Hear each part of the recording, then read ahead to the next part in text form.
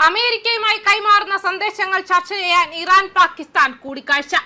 April 12-ന് ഇസ്ലാമാബാദിൽ നടന്ന ചർച്ചകൾ പരാജയപ്പെട്ടതിനു ശേഷം ഇറാനും യുഎസും തമ്മിൽ കൈമാറ്റം ചെയ്യപ്പെട്ട സന്ദേശങ്ങൾ ചർച്ച ചെയ്യുന്നതിനായി ഇറാൻ ഉദ്യോഗസ്ഥരും പാകിസ്ഥാൻ സൈനിക മേധാവി അസിം മുനീറും വ്യാഴാഴ്ച തലസ്ഥാനത്ത് ചർച്ച നടത്തുമെന്ന് ഇറാൻ സ്റ്റേറ്റ് മീഡിയ തസ്നീം വാർത്താ ഏജൻസി റിപ്പോർട്ട് ചെയ്തു. ബുധനാഴ്ച ഇറാനിയൻ വിദേശകാര്യമന്ത്രി അബ്ബാസ് അരാക്ചി പാകിസ്ഥാൻ സൈനിക മേധാവി അസിം മുനീറിനെ ടെഹ്റാനിൽ സ്വാഗതം ചെയ്തു. പശ്ചിമേഷ്യൻ സംഘർഷങ്ങൾക്കിടയിൽ പ്രാദേശിക സമാധാനത്തിനും സ്ഥിരതയ്ക്കും വേണ്ടിയുള്ള പങ്കിട്ട പ്രതിബദ്ധത ഊന്നിപ്പറയുകയും സംഭാഷണം സുഗമമാക്കുന്നതിൽ പാകിസ്ഥാന്റെ പങ്കിനെ അഭിനന്ദിക്കുകയും ചെയ്തു. ഫീൽഡ് മാർഷൽ മുനീറിനെ ഇറാനിലേക്ക് സ്വാഗതം ചെയ്യുന്നതിൽ സന്തോഷമുണ്ട്. പാകിസ്ഥാനിൽ നടത്തിയ മാന്യമായ സംഭാഷണത്തിന് നന്ദി രേഖപ്പെടുത്തി. അത് നമ്മുടെ ആഴമേറിയതും മികച്ചതുമായ ഉഭയകക്ഷി ബന്ധത്തെ പ്രതിഫലിക്കുന്നുവെന്നും വ്യക്തമാക്കിയിട്ടുണ്ട്. മേഖലയിൽ സമാധാനവും സ്ഥിരതയും പ്രോത്സാഹിപ്പിക്കുന്നതിനുള്ള ഞങ്ങളുടെ പ്രതിബദ്ധത ശക്തമായി തുടരുന്നുവെന്നും അരാക്ചി പറഞ്ഞു. ഇസ്ലാമാബാദ് ചർച്ചകൾ അനിശ്ചിതത്വത്തിലായതിനെ തുടർന്ന് അമേരിക്കയും ഇറാനും തമ്മിൽ മുടങ്ങിക്കിടന്ന ചർച്ചകൾ പുനരുജ്ജീവിപ്പിക്കാനുള്ള നയതന്ത്ര ശ്രമങ്ങൾ ശക്തമാക്കുന്നതിനിടെ ഈ സന്ദർശനം ഒരു നിർണായക ഘട്ടത്തിലാണ്. നയതന്ത്ര വൃത്തങ്ങൾ പറയുന്നതനുസരിച്ച് പാകിസ്ഥാൻ ആഭ്യന്തരമന്ത്രി മൊഹസിൻ നഖ്വിക്കൊപ്പം മുനീർ വാഷിംഗ്ടണിൽ നിന്നുള്ള പുതിയ സന്ദേശം വഹിച്ചുകൊണ്ട് ടെഹ്റാനിലുണ്ട്.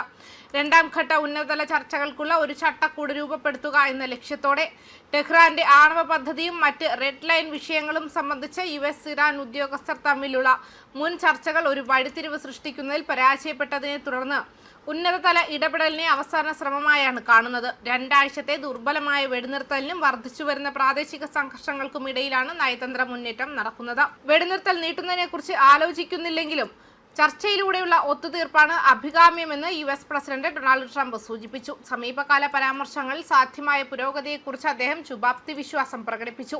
ദിവസങ്ങൾക്കുള്ളിൽ സംഭവവികാസങ്ങൾ വികസിച്ചേക്കാമെന്നും അദ്ദേഹം സൂചിപ്പിച്ചു.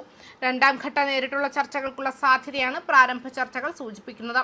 ഇസ്ലാമാബാദ് ഒരു സാധ്യതയുള്ള വേദിയായി ഉയർന്നു വരുന്നു. യുഎസ് വൈസ് പ്രസിഡന്റ് JD വാൻസും പ്രത്യേക ദൂതൻ സ്റ്റീവ് വിറ്റ്കോഫ്, ഉപദേഷ്ടാവ് ജാരഡ് കുഷ്ണർ എന്നിവരുൾപ്പെടെയുള്ള മുതിർന്ന ഉദ്യോഗസ്ഥരും അടുത്ത ഘട്ട ചർച്ചകൾ പ്രധാന പങ്ക് വഹിക്കുമെന്ന് പ്രതീക്ഷിക്കുന്നു.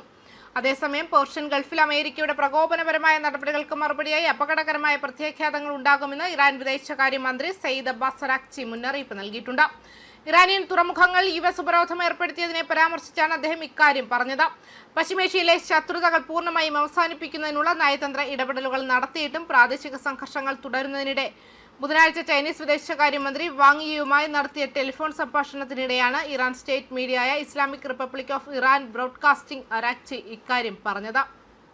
വാങ് യിയുമായുള്ള ചർച്ചയ്ക്കിടെ മേഖലയിലെ ഏറ്റവും പുതിയ സംഭവവികാസങ്ങൾ അരാക്ചി എടുത്തു കാണിക്കുകയും ഹോർമുസ് കടലിടുക്കിലെയും പേർഷ്യൻ ഗൾഫിലെയും യുഎസ് നടപടികൾ ഇതിനകം ദുർബലമായ സാഹചര്യത്തെ കൂടുതൽ സങ്കീർണമാക്കുമെന്ന് മുന്നറിയിപ്പ് നൽകുകയും ചെയ്തുവെന്ന് IRIB പുറത്തിറക്കിയ പ്രസ്താവനയിൽ പറയുന്നു. വെടിനിർത്തലിനു ശേഷം മേഖലയിലെ ഏറ്റവും പുതിയ സംഭവവികാസങ്ങൾ വിവരിച്ച നമ്മുടെ രാജ്യത്തിന്റെ വിദേശകാര്യമന്ത്രി പേർഷ്യൻ ഗൾഫിലും ഹോർമുസ് കടലിടുക്കിലും അമേരിക്കയുടെ പ്രകോപനപരമായ നിലപാടുകളെയും നടപടികളെയും അപകടകരമായ പ്രത്യാഘാതങ്ങളെക്കുറിച്ച് മുന്നറിയിപ്പ് നൽകുകയും ചെയ്തിരുന്നു. ന്യൂസ് ഡെസ്ക് കർമ്മ ന്യൂസ്.